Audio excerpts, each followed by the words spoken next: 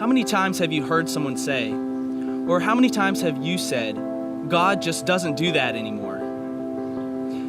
We say that God doesn't heal people anymore because we have modern science, or that God doesn't fill people with His Spirit because that was for the early church, or that God doesn't speak to people anymore because we have the Bible to read.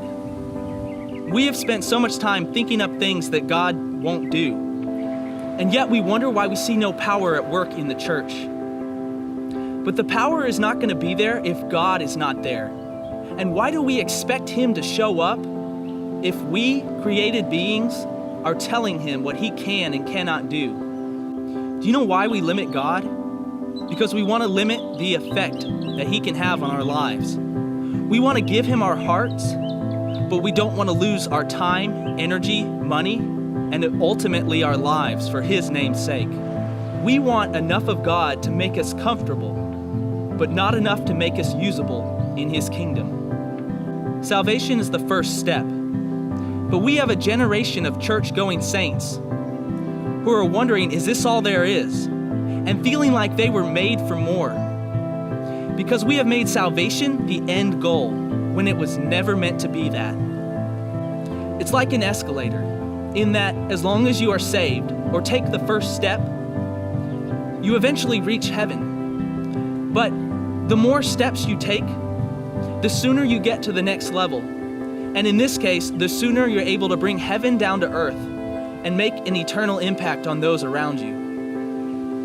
I'm talking about walking so close to God that when you touch someone, it's like God has touched them. And when you speak to someone, it's as if God is speaking to them. But we're never going to reach that point if we don't let God be God and we be the vessels. In John 14:12, Jesus says, "Truly, truly, I say to you, he who believes in me, the works that I do, he will do also. And greater works than these he will do, because I go to the Father." You want to live a life that's filled with power?